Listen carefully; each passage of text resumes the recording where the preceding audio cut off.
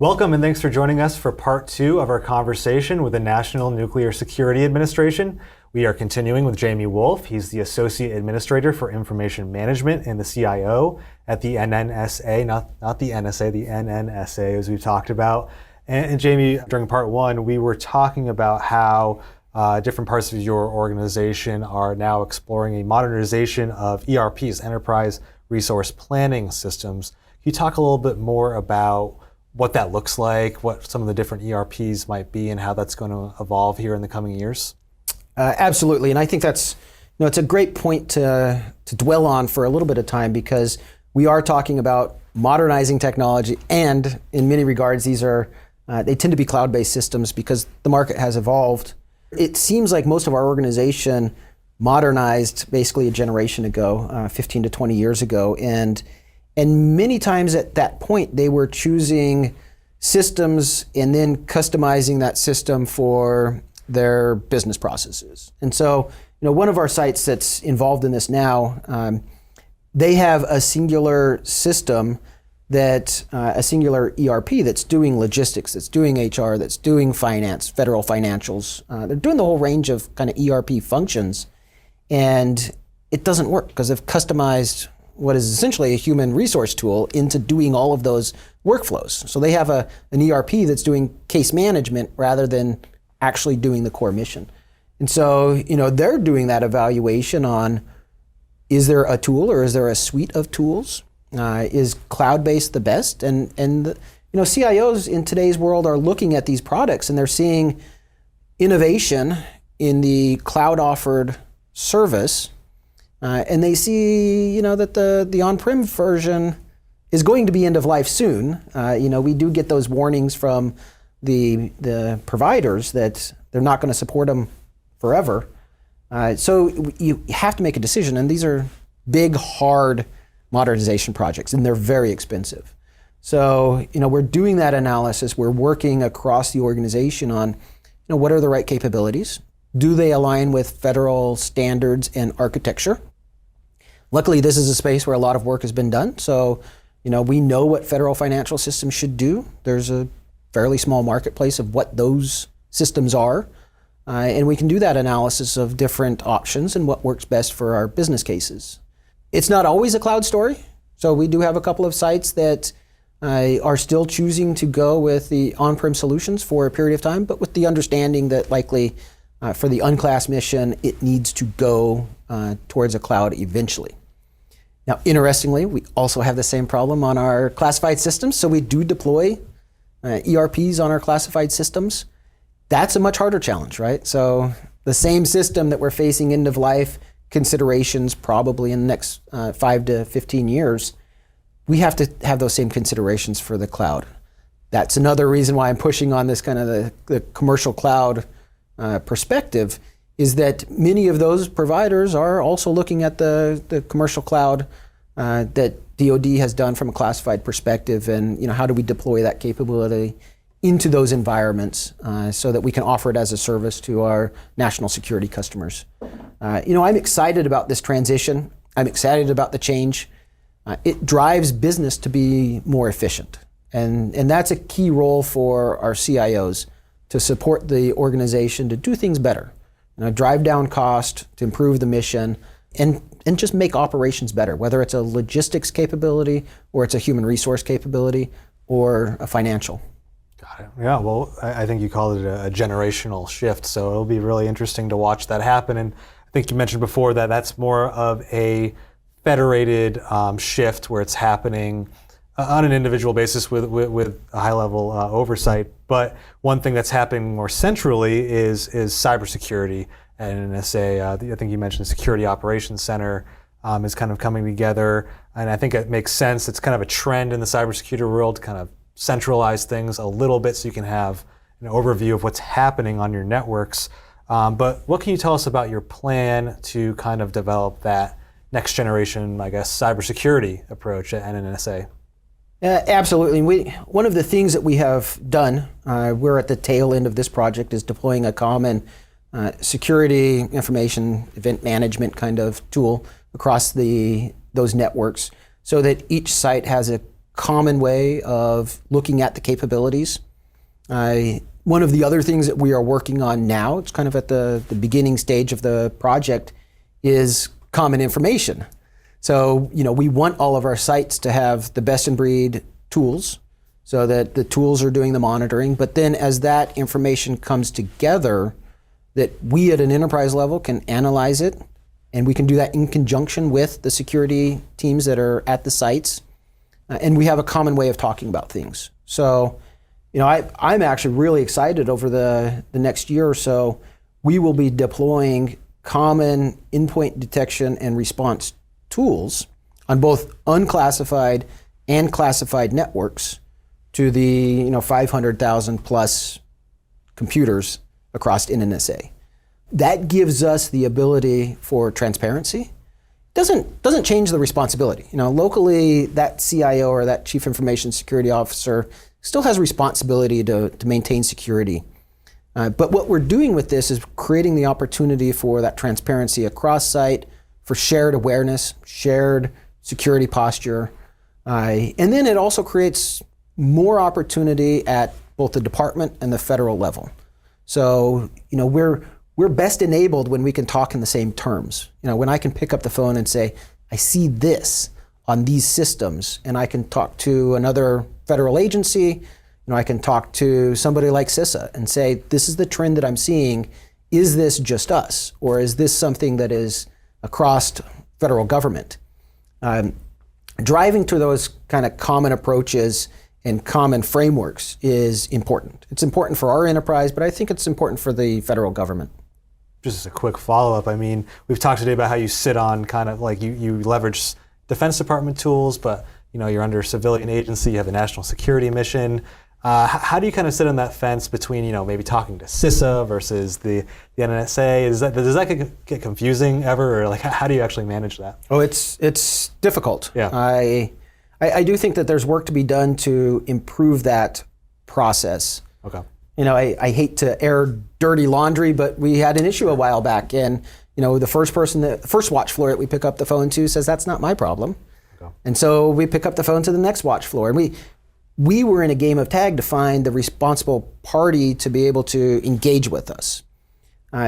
Those are things that I think that we across federal government really need to work out. We need to have the reporting requirements nailed. We need to understand who, when, and where to report issues to. But then beyond that, we need to work together.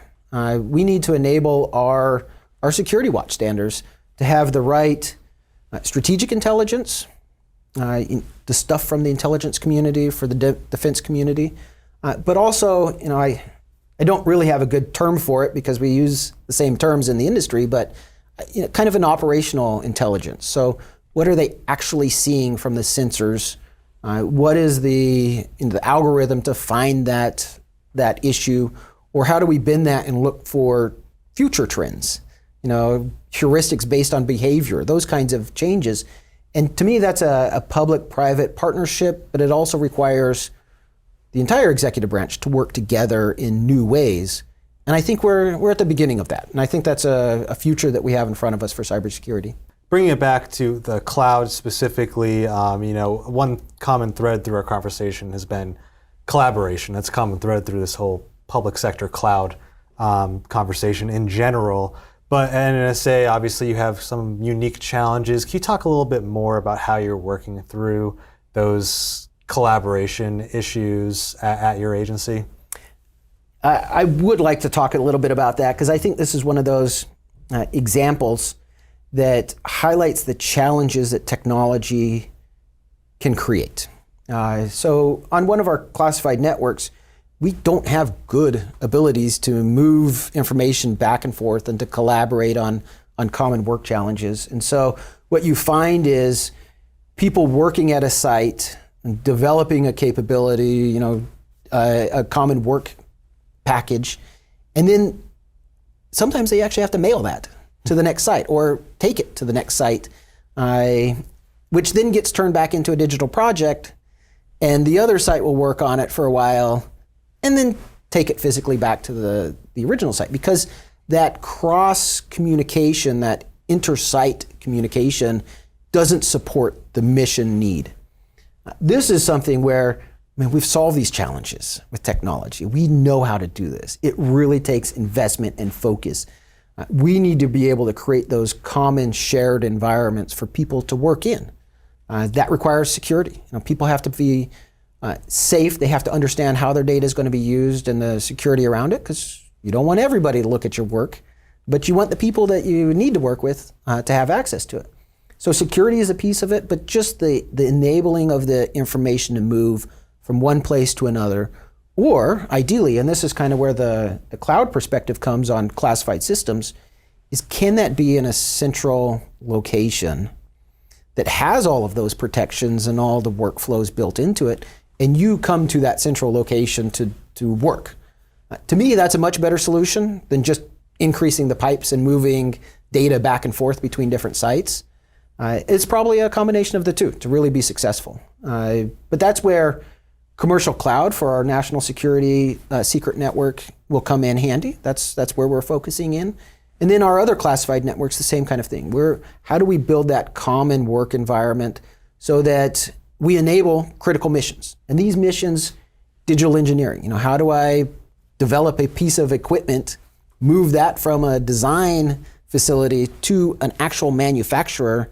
And we could actually get to the point, we're testing some of these abilities, where you can digitally print that capability. And then you can test it. And you can go back and forth on design of equipment without humans moving pieces of paper that are schematics back and forth between two different sites. That's where technology really enables the mission.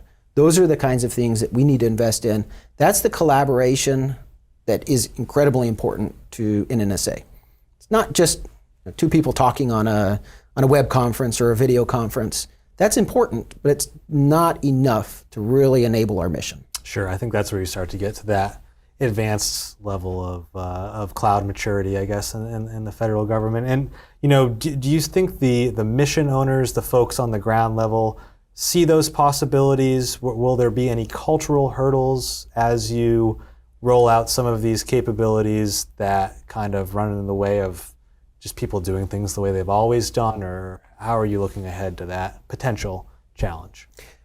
We are looking ahead to it, but I think it's actually, in many regards, it's the people that are pushing the technology forward. So they're asking for these capabilities right now. One of our logistics sites, they have an aging workforce, and the people that work in that logistics system, they know where everything in the warehouse is. They know it by memory. But wouldn't it be fantastic if the new workforce that we bring in doesn't have to learn where every piece and part is in a bin in a giant warehouse? Can we deploy technology so that information is available for them? There's a lot of barriers, because that could be a classified warehouse. How do we deploy a classified wireless system within that environment and enable it and have mobility built into it, and then have the surety that information would never leave that building? But the people are asking for these things. And so, our team, we're focusing in on how do we safely deliver the technology that they're asking for already. I don't worry about the organization using it. I worry more about whether or not we can deliver it timely so that they're satisfied and we really can meet the organizational mission. All right. Well, since I've brought up people and we've been talking about it a little bit here, I'm wondering, can you talk at all about workforce? What are some skill sets you're looking for? How are you looking to further develop the IT workforce at your agency? Yeah, this one is, it's near and dear to my heart. I talk about the workforce a lot because there's challenges in the workforce. We're not unique.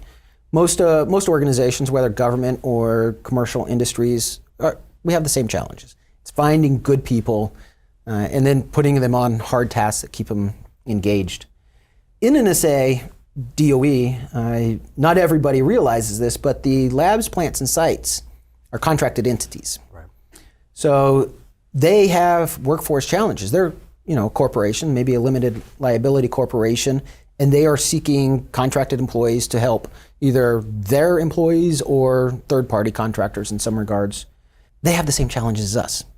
Now, I do have to divide because, from a federal workforce perspective, we've got to pay attention to, how do we find the right people? How do we develop them so that they can become the leaders of tomorrow? And how do we retain? And we have a few different tactics on that. Looking at those cyber retention pay opportunities.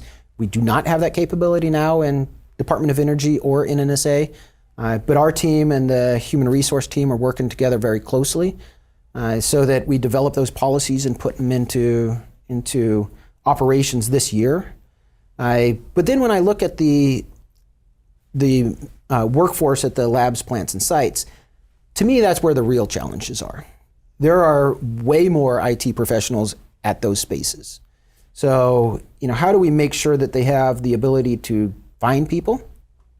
I was actually happy to participate with the rest of DOE on a new internship program this year. We call it the Omni Technology Alliance, but it's we're paying people to do internships. We're giving them a living wage. We're paying for resources for them to go to these sites to open the aperture around cyber professionals and get people that maybe didn't even know that DOE was a thing. Interestingly, we had an outbrief, and a young gentleman from Chicago area said, I didn't even know what Department of Energy was. But now I want to go work at Department of Energy. How do I get a job? So it's open the aperture. How do you find the right people? Because all of the people at those lab plants and sites, they do our mission. Right. They're in this field. When it comes to specific career areas or focus areas, one of my top priorities is really that intersection between data science and cybersecurity. So I've seen the market evolve where the cybersecurity profession, because of so many tools and so many sensors and so many capabilities, it is now a data science problem. Hundreds of thousands of computers, you can't monitor that with a person. That requires tools. And those tools are hard. And so we're actively looking for data scientists that want to work in that space. We're also actively training our folks to understand the perspective of the data rather than the tool. And sometimes that's a mind shift. The data folks are not always the technologists, but we need to do that kind of blending and bring them together so that we apply industry best practices into that space to really identify where the challenges are. Because I said it earlier, we want to go from a place where we react to something we have seen in the past.